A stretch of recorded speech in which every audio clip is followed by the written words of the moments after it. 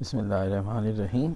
Now this is for our second lecture of chemical bonding and in the first lecture हमने आपको chemical bond क्या होता है इसका इंट्रोडक्शन दिया था, टाइप्स ऑफ chemical bond की नाम बताया और आयनिक बॉन्ड को डिफाइन कर दिया था विद अ लिटिल एग्जाम्पल। तो अब जो कि हमने आपको जो बातें कही थी उसकी समरी ये बनती थी कि बॉन्ड एटम्स बनाते हैं अपने आप को स्टेबल करने के लिए और हमारे पास उसकी दो निशानियां हैं। जब भी बॉन्ड बनेगा एटम्स अपने इलेक्ट्रॉन्स की तादाद को किसी न किसी नोबल गैस की तरह बनाने की कोशिश करेंगे, यानी वो अपने लास्ट ऑर्बिट में हीलियम की तरह डुप्लेट या बाकी नोबल गैसेस की तरह ऑक्टेट कंप्लीट करना चाहते हैं। हमने NaCl की एग्जांपल में ये बात नोट की कि सोडियम ने इलेक्ट्रॉन लॉस करके और क्लोरीन ने गेन करके नोबल गैस कॉन्फ़िगरेशन हासिल की। अब दूसरा क्राइटेरिया ये था कि बॉन्ड फॉर्मेशन हमेशा एक्सोथर्मिक होगी, यानी जब भी दो या दो से ज़्यादा एटम आपस में मिलेंगे ग्रुप ऑफ एटम बनाने के लिए energy must be evolve. This is an exothermic process और यही एनर्जी दरअसल ये तय करेगी कि एक एटम कितना स्टेबल हो गया बनिस्बत आइसोलेटेड हालत के। इसलिए अब हमें साबित करना है कि जब NaCl बनता है, NaCl यानी सोडियम और क्लोरीन के दरमियान आयनिक बॉन्ड बनता है तो ये प्रोसेस एक्सोथर्मिक है, एनर्जी इवॉल्व होती है, इसीलिए सोडियम क्लोरीन के साथ मिलकर सोडियम क्लोराइड बनाता है। एनर्जेटिक्स का मतलब है चेंज इन एनर्जी। तो हम बताना चाहते हैं जब आयनिक बॉन्ड बनता है सोडियम क्लोराइड में तो एनर्जी किस तरह चेंज होती है and how the overall process is an exothermic process. So 3 steps and 3 types of energies are involved in formation of ionic bond in sodium chloride or in any other ionic compound. तो हम अब यहाँ पहले para में हमने यही mention किया है कि बात हम सोडियम क्लोराइड की करेंगे, लेकिन असल में this is applicable to every ionic compound. जितने भी आयनिक बॉन्ड बनते हैं सब में ये बात एप्लीकेबल है कि वो टोटल 3 स्टेप्स में आयनिक बॉन्ड बनता है और हर स्टेप में कोई ना कोई एनर्जी इन्वॉल्व होती है। इस तरह 3 टाइप्स की एनर्जी पूरे आयनिक बॉन्ड बनने के प्रोसेस में इन्वॉल्व है। तो हम सोडियम क्लोराइड की एग्जाम्पल से डिस्कस करेंगे, लेकिन the same thing can be applied to any other case as well. तो पहला स्टेप जैसा कि हमने एग्जाम्पल में भी कोट किया था, it was loss of sodium, loss of electron by sodium.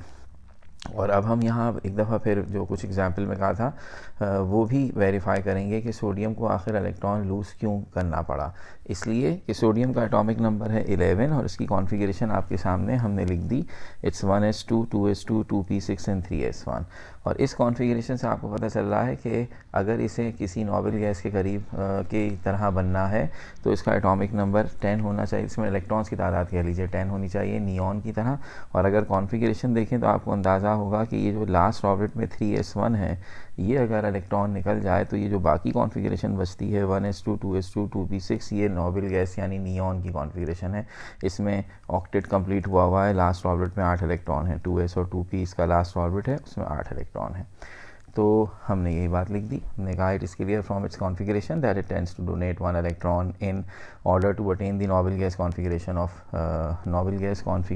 Of neon. तो यहाँ थोड़ा सा मैं करेक्शन कर दूं, 2 दफ़ा लफ्ज़ नोबल गैस आ गया है। So this is Nobel gas configuration of neon.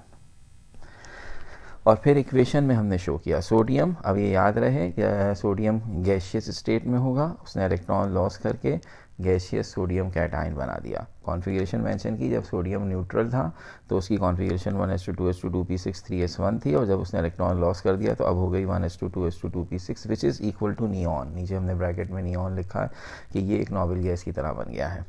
अच्छा, अब ये ख़ास तौर पर जो प्रोसेस हमने लिखा है इसमें सबसे इंपॉर्टेंट बात ये बार बार ये जुमला इस चैप्टर के शुरू होते ही कहा गया, हर एलिमेंट अपने आप को नोबल गैस बनाना चाहता है और उसमें ये वो एलिमेंट है मेटल्स जो इलेक्ट्रॉन लॉस करके अपने आप को नोबल गैस बनाना चाहते हैं। तो इससे बच्चों में तासुर पैदा होता है, जैसे सोडियम तो उतावला फिर रहा है कि जहाँ देखो अपना इलेक्ट्रॉन छोड़ के भाग जाएगा कि भाई मुझे नोबल गैस बनना है। ये जहन में रहे, ये टेंडेंसी के they tends to lose their electron is just like businessman. ये जो दुकानों में बैठे होते हैं लोग चीज़ें बेचने के लिए, ये उनकी तरह है कि हर दुकान में जो आदमी बैठा हुआ है और जो सामान लेकर बैठा हुआ है किस लिए बैठा हुआ है, वो उसकी ज़िंदगी की सबसे बड़ी ख्वाहिश क्या है, ये सामान बिक जाए और उसी कीमत पे बिके जिस कीमत पे वो चाहता है। ठीक है ना। अब आप ये कहेंगे सारे अपना सामान बेचना चाहते हैं, इसका मतलब है कोई भी सामने से गुजरेगा उसे सामान पकड़ा देंगे, जा ले जा, खुदा का वास्ता हमारी इससे जान छुड़ा दें। नहीं, वो ऐसे नहीं सामान देना चाहते कि कोई भी अपनी मर्ज़ी से ले जाए, उनकी मर्ज़ी की कीमत पे लेके जाए। इसी तरह सोडियम अपना इलेक्ट्रॉन लॉस ज़रूर करना चाहता है, मगर वो ऐसे नहीं लॉस करेगा, जब तक उसे एनर्जी नहीं मिलेगी वो इलेक्ट्रॉन लूज़ नहीं कर सकता। और इसी के लिए पिछले चैप्टर में आपने पढ़ा था ionization potential, minimum amount of energy required to eject an electron from the outermost orbit of an atom in gaseous state. हर एटम के अंदर से एक इलेक्ट्रॉन निकालने के लिए हमें उसे थोड़ी या ज़्यादा एनर्जी देनी पड़ती है। इसलिए अब वो जो टॉपिक था एनर्जेटिक्स, यानी हमें ये बताना था कि जब आयनिक बॉन्ड बनता है, एक एटम इलेक्ट्रॉन लॉस करता है, दूसरा गेन करता है, तो कौन कौन सी एनर्जीज इसमें इन्वॉल्व होती है, और उन सब के बारे में आप चैप्टर 3 के लास्ट में पढ़ चुके हैं। तो यहाँ कौन सी एनर्जी इन्वॉल्व होगी? In order to take out an electron from sodium it should be the ionisation potential of sodium. इसलिए हमने लिखा है energy equal to ionisation potential of sodium is required to eject electron and its value is 495 kilo joule per mole. इसका मतलब है sodium बिल्कुल अपने आप को नोबेल गैस बनाना चाहता है, लेकिन उसकी कीमत क्या है? वो 495 किलो जूल पर मोल की एनर्जी एब्जॉर्ब करेगा और फिर ये इलेक्ट्रॉन निकलेगा। इसका मतलब है जब तक आप ये एनर्जी नहीं देंगे सोडियम इलेक्ट्रॉन लूज नहीं करेगा। तो ये पहला स्टेप एनर्जी मांग रहा है। आप सोच में पड़ जाएंगे, आप कहेंगे सर ये तो आप कह रहे थे कि बॉन्ड बनना तो एक्सोथर्मिक प्रोसेस है, उसमें तो एनर्जी इवॉल्व होती है, यहाँ तो शुरुआत ही ख़राब हो गई है, एनर्जी मांग रहे हैं। हमने कहा सब्र करें, मैंने कहा है कि सोडियम क्लोराइड ओवरऑल एक एक्सोथर्मिक प्रोसेस है। सोडियम क्लोराइड की फॉर्मेशन ये बिल्कुल उसी तरह है कि हम ये कहें कि फ़लाँ बिज़नेस ओवरऑल प्रॉफिट का बिज़नेस है। तो जो भी बिज़नेस प्रॉफिट का है, इसका मतलब क्या होता है? उससे पैसे मिलते हैं। लेकिन इतनी तो कल सब में है ना कि जब आप बिज़नेस शुरू करते हैं तो सबसे पहले आप उसमें इन्वेस्ट करते हैं, कुछ पैसा लगाते हैं, फिर वो कारोबार चलता है तो उससे ज़्यादा पैसे मिल जाते हैं जितने आपने लगाए थे, तब आप कहते हैं कि ये ओवरऑल एक्सोथर्मिक प्रोसेस है, प्रॉफिट का कारोबार है। तो यहाँ भी यही होगा कि आपने पहले एनर्जी इन्वेस्ट की है, 495 की एनर्जी देके सोडियम से उसका इलेक्ट्रॉन लिया है। अब अगले प्रोसेस और स्टेप्स के दौरान आप क्या नोटिस करेंगे? इससे ज़्यादा एनर्जी आपको वापस मिलेगी। इस तरह आप कहेंगे ओवरऑल प्रोसेस जो है वो एक्सोथर्मिक है। तो लेट्स सी, ये तो पहला स्टेप हुआ। सेकेंड स्टेप हुआ gain of electron by chlorine. अब हमने क्लोरीन के लिए कहा कि वो ये इलेक्ट्रॉन गेन करेगा जो सोडियम से आपने 495 किलो जूल पर मोल में लिया है। तो उसके लिए हम जस्टिफाई करें आखिर क्लोरीन क्यों इलेक्ट्रॉन लेगा, ये भी सोडियम की तरह इलेक्ट्रॉन लूज़ क्यों नहीं करेगा। तो हमने इसकी एटॉमिक नंबर बताया, वो 17 है। कॉन्फ़िगरेशन लिखी 1s2 2p6 3s2 3p5। तो इसका लास्ट ऑर्बिट है 3s2 3p5। इससे भी नज़र आ रहा है, एटॉमिक नंबर से भी नज़र आ रहा है कि इन एलिमेंट्स के को नोबेल गैस बनने के लिए, क्लोरीन को नोबेल गैस बनने के लिए सिर्फ एक इलेक्ट्रॉन चाहिए। ऑर्गॉन बन जाएगा अगर इसके इलेक्ट्रॉन्स 18 हो जाएं, यानी इस लास्ट ऑर्बिट में 3s2 3p5 में एक इलेक्ट्रॉन और आ जाए तो ये भी 3s2 3p6 हो जाएगा, यानी इसमें टोटल 8 इलेक्ट्रॉन आ जाएंगे, ऑक्टेट कंप्लीट हो जाएगा। It is clear from its configuration that it requires 1 electron to attain the noble gas configuration argon, configuration of noble gas that is argon. और फिर हमने इक्वेशन भी लिखकर शो कर दिया। क्लोरीन गैसियस हालत में इलेक्ट्रॉन गेन करके क्लोरीन का एनाइन बनाएगा। जब ये क्लोरीन था तो इसकी configuration 1s2 2s2 2p6 3s2 3p5 थी, और जब इसने एनाइन बना दिया तो 1s2 2s2 2p6 3s2 3p6 हो गई, यानी ये ऑर्गॉन की तरह कन्वर्ट हो गया। तो ये तो जस्टिफाई हो गया एक दफ़ा फिर कि सोडियम को इलेक्ट्रॉन लॉस करने का एडवांटेज ये है कि उससे उसे नोबेल गैस कॉन्फिगरेशन मिल जाती है, और क्लोरीन को इलेक्ट्रॉन गेन करने का एडवांटेज ये है कि उससे उसे नोबेल गैस कॉन्फिगरेशन मिल जाती है। लेकिन ये दोनों काम एनर्जी चेंज के अलावा के बगैर नहीं हो सकते। तो जब आपने सोडियम से इलेक्ट्रॉन छीना था या निकाला था तो आपने उसे एनर्जी दी थी उसके बदले में। और अब जब आप क्लोरीन में इलेक्ट्रॉन ऐड कर रहे हैं तो फिर आपको याद आएगा चैप्टर 3 के आखिर में इसीलिए ये डेफिनेशंस पढ़ी थी। अब वो थी इलेक्ट्रॉन एफिनिटी। जब आप किसी एटम के लास्ट ऑर्बिट में इलेक्ट्रॉन ऐड करते हैं तो एनर्जी इवॉल्व होती है, जिसे इलेक्ट्रॉन एफिनिटी कहते हैं। तो energy equal two electron affinity of chlorine is evolve during this process and its value is 348 kilo joule per mole. Minus का साइन इंडिकेट कर रहा है कि this much energy is evolved when sodium gains when chlorine gains electron. Hold on, अब आप अगर पूरी कहानी देखें तो आपको कुछ गड़बड़ लगेगी। आप कहेंगे सर ये बिल्कुल बिज़नेस की तरह है कि मैंने मार्केट से एक चीज़ ख़रीदी और फिर उसे आकर मैं दूसरी मार्केट में बेच दिया, तो भाई मैं जितने की ख़रीदूँगा उससे ज़्यादा मैं बेचूँगा तभी तो मुझे फ़ायदा होगा। तो मैंने सोडियम से इलेक्ट्रॉन लिया 495 में, और जब क्लोरीन को वो इलेक्ट्रॉन दिया तो उसने मुझे 345 348 दिए सिर्फ। ये तो नुकसान हो गया ना, 147 का नुकसान हो गया मुझे। तो ionisation potential of sodium is 495 kilo joule per mole and electron affinity of chlorine is 348 kilo joule per mole. ये डाटा तो शो कर रहा है कि हमारा प्रोसेस ओवरऑल नुकसान का है और ये एनर्जेटिकली फेवरेबल नहीं है, इसमें हमें एनर्जी मिल नहीं रही बल्कि हमारी एनर्जी जा रही है, क्योंकि हमने दी थी 495, वापस मिली 348। आप तो हमें आसरा दे रहे थे कि इससे ज़्यादा मिलेगी, ये तो इससे कम मिली है।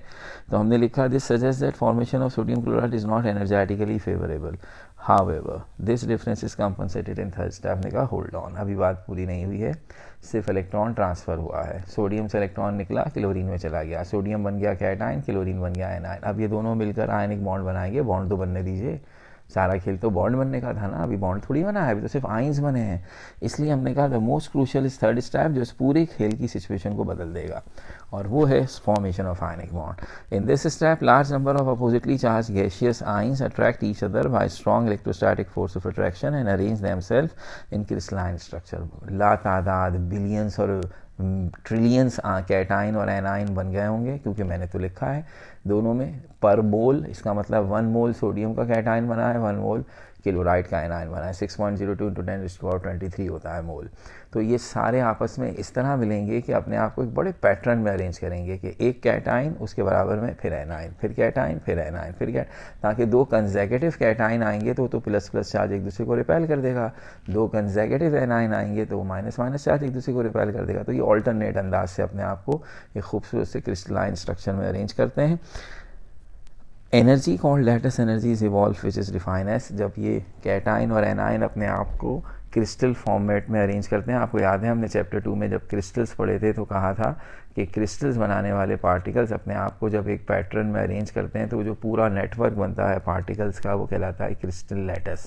तो ये जो क्रिस्टल लैटिस बनता है जिसमें बिलियंस और ट्रिलियंस और उससे भी ज़्यादा आइंस मौजूद होते हैं, तो जो एनर्जी इवॉल्व होती है उसे कहते हैं लैटिस एनर्जी। इसका मतलब इसकी डेफिनेशन है energy evolve when 1 mole of solid ionic compound is formed by the combination of oppositely charged gaseous ion is called lattice energy. तो जब 1 मोल आयनिक कंपाउंड का बने अपने आइंस की मदद से क्रिस्टल की फॉर्म में, तो जो एनर्जी इवॉल्व होती है वो लैटिस एनर्जी कहलाती है। जब सोडियम के 1 मोल कैटाइन और क्लोरीन के 1 मोल एनाइन ने आपस में मिलकर 1 मोल सोडियम क्लोराइड सॉलिड बनाया, यानी ये इक्वेशन जो आपके सामने नज़र आ रही है मैंने हाईलाइट की, तो ये जो एनर्जी इवॉल्व हुई लैटिस एनर्जी वो है -788। मेरे ख्याल में अब तो कलेजे में ठंडक पड़ गई होगी, क्योंकि आप इसको किलो जूल पर मोल को साइड पे करके पैसों से सोचिए। सोडियम से इलेक्ट्रॉन ख़रीदा 495 रुपीज़ में, क्लोरीन को इलेक्ट्रॉन बेचा 348 में, यहाँ तक तो नुकसान था, लेकिन उसके बाद सोडियम और क्लोरीन जब बॉन्ड बनाया तो उससे हमें 788 का और फ़ायदा हो गया। तो अब टोटल ख़र्चा हुआ सिर्फ 495 का और प्रॉफिट हुए 2, एक दफ़ा 348 मिला और एक दफ़ा 788। तो इसका मतलब साफ नज़र आ रहा है कि हमें ओवरऑल फ़ायदा ही हुआ है। तो हमने ये पूरी समरी यहाँ लिखी तीनों स्टेप्स को। पहला स्टेप शो किया कि उसमें 495 देने पड़े, प्लस का मतलब हमने दिए, माइनस का मतलब हमें मिले। क्लोरीन ने इलेक्ट्रॉन गेन किया 348 हमें मिला, और फिर जब ये दोनों आपस में मिलकर सोडियम क्लोराइड सॉलिड बनाते हैं तो 788। तो इन तीनों को ऐड किया तो पूरा प्रोसेस ये है कि सोडियम के एटम और क्लोरीन के एटम ने मिलकर सोडियम क्लोराइड का जो सॉलिड स्ट्रक्चर बनाया है उसकी एनर्जी है 641 किलो जूल पर मोल। इसका मतलब है सोडियम का और क्लोरीन का आपस में मिलकर आयनिक बॉन्ड बनाने का प्रोसेस ओवरऑल एक तो एक्सोथर्मिक है, दूसरा बहुत एक्सोथर्मिक है, क्योंकि ओवरऑल 641 किलो जूल पर मोल की एनर्जी इवॉल्व होती है। 2 बातें साबित हो गई। नंबर 1, सोडियम क्लोराइड की फॉर्मेशन एनर्जेटिकली फेवरेबल है और एक्सोथर्मिक प्रोसेस है और बहुत ह्यूज अमाउंट में एनर्जी निकलती है। और नंबर 2, चूंकि इतनी ह्यूज अमाउंट में एनर्जी निकलती है, इसका मतलब है सोडियम क्लोराइड बहुत बहुत स्टेबल कंपाउंड है। उसकी निस्बत सोडियम और क्लोरीन अगर अलग अलग हों तो वो बहुत ही अनस्टेबल हैं, लेकिन जब ये दोनों मिल जाते हैं तो इंतहाई स्टेबल कंपाउंड बनाते हैं। So this is all about the energetic of the formation of sodium chloride. तो एक पूरी डिस्क्रिप्शन है, ये लॉन्ग क्वेश्चन में आता है अमूमन 4 और 5 मार्क्स में सेक्शन सी के अंदर। तो ये पूरा जिस तरह मैंने लिखा है आपने भी इसी तरह लिखना है। अभी बाद में बार बार कह रहा हूँ, पहले लेक्चर में भी कहा था, जो कुछ मैं यहाँ लिख के दे रहा हूँ आपको, दे आर कंप्लीट नोट्स। आपको यही कॉपी डाउन करना है, रिकॉर्डेड होगा आपके पास, बार बार देखिए और उतार लीजिए और इसी को याद करना है, ठीक है। यही अगर आपके पास नोट्स पहले से थे and you are very comfortable with that तो ठीक है। मैंने कभी ये नहीं कहा कि यही इसके अलावा कुछ भी याद करेंगे तो गलत होगा, सब नोट सही होते हैं, लेकिन मेरे हिसाब से ये ज़्यादा अच्छे हैं। तो अगर आपने इससे पहले कोई और चीज़ याद नहीं की हुई तो फिर इसी को फॉलो करें, और अगर की हुई है तो ठीक है, वो भी ऑलमोस्ट थोड़ी सी लैंग्वेज का फ़र्क होगा, ऐसी ही चीज़ होगी, ठीक है। ये हो गई एक टॉपिक। अब इसमें अगली बात यह है कि जब कोई आयनिक कंपाउंड बन जाता है तो उसकी प्रॉपर्टीज़, ये थोड़ा सा रिपीटिशन है टॉपिक, अगर कुछ बच्चों को याद हो चैप्टर 2 में आयनिक सॉलिड के नाम से, आयनिक क्रिस्टल के नाम से आपने जो टॉपिक पढ़ा था उसमें जो कैरेक्टरिस्टिक्स लिखी थी ऑलमोस्ट वही यहाँ पर भी लिखी जाएंगी, एक ही चीज़ है। उस वक्त उसे आयनिक सॉलिड या आयनिक क्रिस्टल के नाम से पढ़ा था, आज आयनिक कंपाउंड के नाम से पढ़ रहे हैं। तो ये क्या है, पहली प्रॉपर्टी कि ionic compound compose of large number of oppositely charge ions held together by strong electrostatic force of attraction in the form of crystal lattice, so no molecule are present in them। तो पहली important तरीन बात, ionic compounds ion से मिलकर बनते हैं, oppositely charge plus minus वाले, और उनमें कोई मॉलिक्यूल नहीं होता और ये अपने आप को एक ख़ास पैटर्न में क्रिस्टलाइन फॉर्मेट में अरेंज करते हैं। इनके आयंस के दरमियान बहुत ही strong electrostatic force of attraction होती है, जिसकी वजह से जब आयंस इतने स्ट्रांगली एक दूसरे को अट्रैक्ट करेंगे तो सारे आयनिक कंपाउंड जितने भी हैं दुनिया में वो सब के सब पहली बात सॉलिड हैं। There is no single compound जो आयोनिक हो और वो रूम टेम्परेचर पर सॉलिड के अलावा किसी और फॉर्मेट में या स्टेट में एग्जिस्ट करता हो। तो सारे आयनिक कंपाउंड सॉलिड हैं विदाउट एनी एक्सेप्शन, और हार्ड एंड ब्रिटल सॉलिड हैं। हार्ड का मतलब सख्त, और सख्त इसीलिए कि आयंस इतनी मजबूती से एक दूसरे को पकड़ते हैं कि बहुत ही रिजिड और सख्त किस्म का सॉलिड बनता है। ब्रिटल कहते हैं ऐसे सॉलिड को जो टूटता है। अब आपको भी इस बात का अंदाज़ा है कि सॉलिड्स बहुत सारे हैं लेकिन हर सॉलिड टूटता नहीं है। अगर आप गौर फरमाएं तो क्या कागज़ सॉलिड है? पेपर बिल्कुल है। आप कहते हैं मैंने पेपर तोड़ दिया, पेपर नहीं टूटता, इतना फ्लेक्सिबल है, उसे फाड़ा जाता है, वो टूटता नहीं है। इसी तरह मेटल की जो रॉड्स होती हैं वो बैंड हो जाती हैं, टूटती नहीं है। गाड़ी का बोनट है, मेटल की बनी हुई शीट है पूरी, ठीक है ना, आप उसके ऊपर बैठते हैं या कोई लोड रखते हैं तो वो पिचक जाती है। आप ये तो नहीं कहते बोनट टूट गया, शीशा टूटता है, बोनट जो मेटल का बना हुआ है वो टूटता नहीं है, वो बैंड होता है। तो जो मेटालिक सब्सटेंसेस हैं उनमें फ्लेक्सिबिलिटी है, वो बैंड होते हैं, टेढ़े मेढ़े होते हैं, अपना शेप चेंज करते हैं। और जो पथरीले रॉकी चीज़ें हैं उन्हें ब्रिटल का लफ्ज़ दिया जाता है, वो टूटती हैं, उन पे फोर्स लगाएं तो वो ब्रेक हो जाती हैं, तो वो जो ब्रेकेबल हैं उनके लिए लफ्ज़ इस्तेमाल होता है ब्रिटल।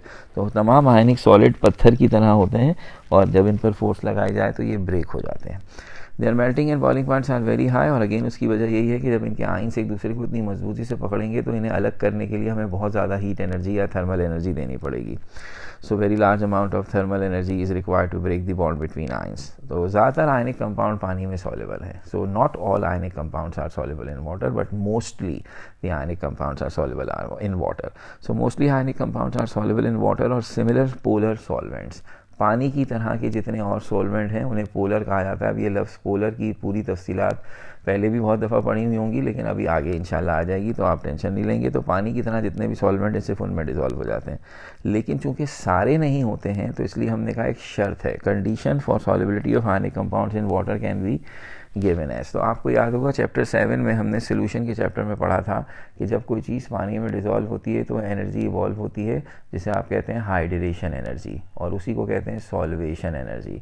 तो ये वो एनर्जी है जो उस वक्त इवॉल्व होती है जब कोई चीज़ किसी भी सॉल्वेंट में डिज़ोल्व होती है या पानी में डिज़ोल्व होती है। तो यहाँ हमने कहा कि अगर फ़र्ज़ कीजिए ये जो लेटेस्ट एनर्जी थी जो सोडियम क्लोराइड के आखिरी स्टेप में हमने तस्करा किया था, जब आयंस आपस में मिलकर क्रिस्टल बनाते हैं तो जो एनर्जी इवॉल्व होती है वो लेटेस्ट कहलाती है।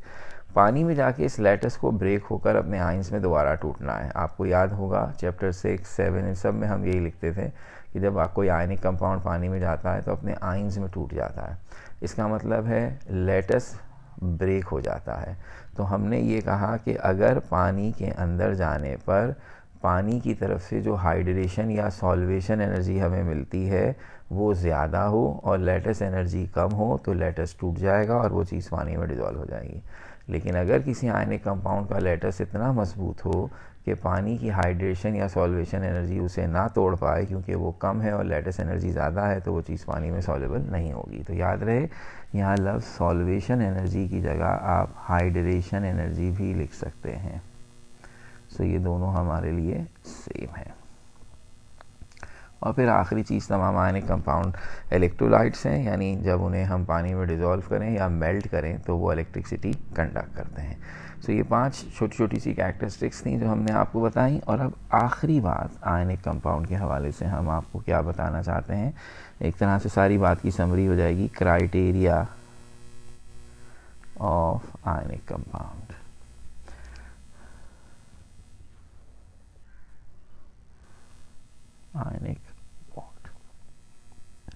कौन से मेटल और नॉन मेटल आपस में मिलकर आयनिक बॉन्ड बनाएंगे और कौन से नहीं बनाएंगे। आपने पूरी कहानी सुनी, उसके मुताबिक आपको ये एहसास हो गया कि आपने कहा था ओवरऑल प्रोसेस एक्सोथर्मिक होना चाहिए।